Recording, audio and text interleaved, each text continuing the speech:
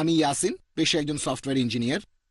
আমার প্রশ্ন হলো, হিন্দু পণ্ডিত আর বিশেষজ্ঞরা এটা মানেন যে বেদ আর অন্যান্য হিন্দু ধর্মগ্রন্থ মূর্তি পূজা নিষেধ করেছে।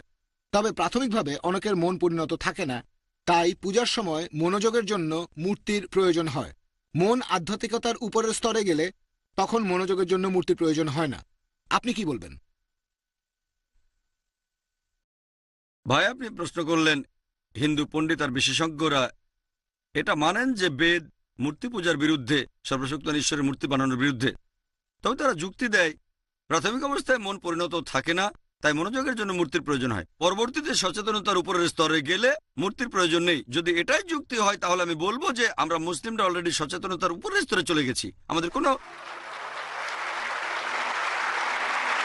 কোনো মূর্তির প্রয়োজন হয় না, আমরা উপরের স্তরে পৌঁছে গেছি, যদি এটাই যুক্তি হয়।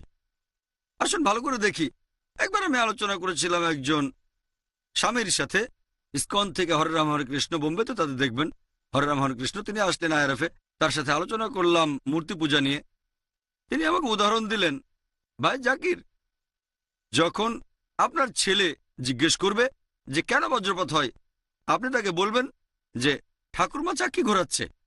ঠাকুরমা চাক্কি ঘোরাচ্ছে, তার মানে ঠাকুরমা স্বর্গে বসে ময়দা পিষছে। কেন?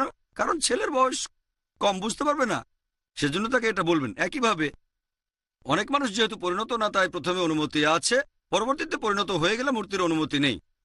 আমি তাকে বললাম, সেই স্বামীকে বললাম ইসকনের হরে রাম হরে কৃষ্ণ, আমি আমার ছেলেকে এটা কখনোই বলবো না যদি সে জিজ্ঞেস করে কেন বজ্রপাত হয়, যে ঠাকুরমা চাকি ঘোরাচ্ছে, ঠাকুরমা এখন ময়দা পিষছে। কেন জানেন? কারণ মিথ্যে বলা হচ্ছে হারাম। ইসলাম অনুযায়ী মিথ্যে কথা বলা ঠিক না, এমনকি ঠাট্টা করে মিথ্যে বলতে পারবেন না। যদি পরিস্থিতি খুব খারাপ হয়ে যায়, কেউ আপনার মাথায় পিস্তল ধরে, তখন বললে সেটা আলাদা ব্যাপার। এটা আমাদের স্বাভাবিক পরিস্থিতিতে মানুষ কেন মিথ্যে কথা বলবে? যদি আমি আমার ছেলেকে বলি যে নানি চাক্কি ঘোরাচ্ছে, নানি স্বর্গে বসে ময়দা গুঁড়ো করছে, সে যখন স্কুলে যাবে সেখানে বিজ্ঞানের টিচার তাকে শেখাবে যে বজ্রপাতটা হওয়ার কারণ হচ্ছে প্রসারিত হওয়া গরম বাতাস, সে তখন মনে করবে টিচার মিথ্যে কথা বলছে। তারপর যখন সত্যিটা জানতে পারবে তখন সে বলবে আমার বাবা মিথ্যাবাদী, না কোনো চাকরি ঘোরাচ্ছে না। এটাই হলো সমস্যা। সেজন্য আমাদের এরকম কথা বলা উচিত না। এই ব্যাপারটা বেশিরভাগ মানুষের মধ্যে খুবই কমন, বেশিরভাগ মানুষের মধ্যেই। আর যেসব লোকজন বড় বড় বিল্ডিং এ থাকে, যখন তারা ছেলেমেয়ের সাথে খেলা করে তখন তারা খেলনা ফেলার ভঙ্গিতে বলে কাক নিয়ে চলে গেছে, খেলনাটা কাকে নিয়ে গেছে। তারা খেলনাটা ছুঁড়ে দেওয়ার ভান করে বলে কাক নিয়ে গেছে। কয়েকদিন পরে দেখবেন তাদের বাচ্চারাও খেলনা ছুটছে। সেই বাবা মাকে জিজ্ঞেস করেন আপনার ছেলে কেন খেলনা ছুটছে? এটা তো সবাই করে, সব বাচ্চা কাচ্চাই তো খেলনা ছুঁড়ে ফেলে। মা বলবে সব বাচ্চা কাচ্চাই তো খেলনা ছুঁড়ে মারে, আমার ছেলে খেলনা ছুঁড়ে সমস্যা কোথায়?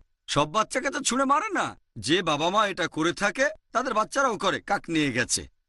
বাচ্চাটাও করতে চাই, সে খেলনা ছুঁড়ে মারে। আমার ছেলে আলহামদুলিল্লাহ, আমরা 9 তলায় থাকি, 9 তলা বিল্ডিং এর উপরে। আমার ছেলে কখনোই খেলনা ছুঁড়ে মারেনি।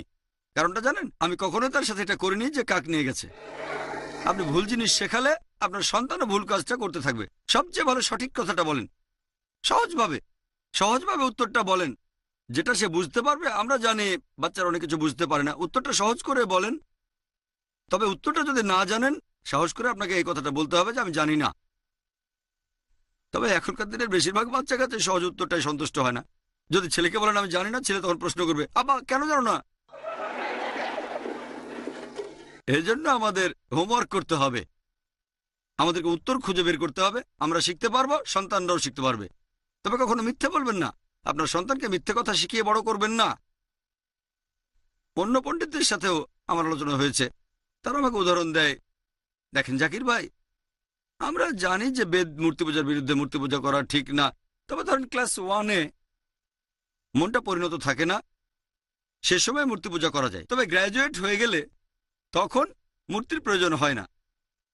আমি তাদের বললাম যদি একটা বাচ্চা কোন স্কুলে যায় ক্লাস 1-এ, কোন একটা সাবজেক্টের ক্ষেত্রে তার ভিত্তিটা শক্ত হতে হবে। যদি সেই সাবজেক্টে তার ভিত্তিটা শক্ত হয়, ভবিষ্যতে কাঠামোটাও শক্ত হবে। যদি ভিত্তি শক্ত না হয় তাহলে কাঠামো শক্ত হবে না।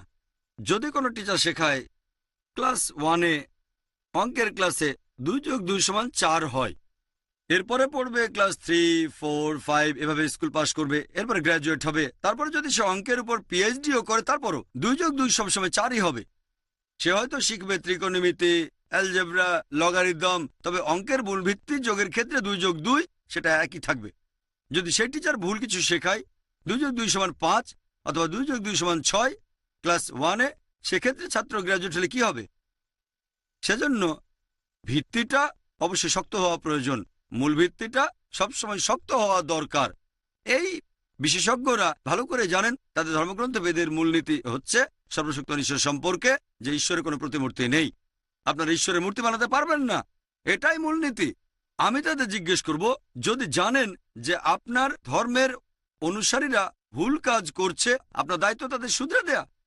যদি আপনার ছেলে বলে 2+2=5, আপনি চুপ করে থাকবেন? তখন কি বলবেন আরে না না আগে গ্র্যাজুয়েট হোক তখন বলবো 2+2=4, এভাবে বলবেন? আপনি তখনই শুধরে দেবেন?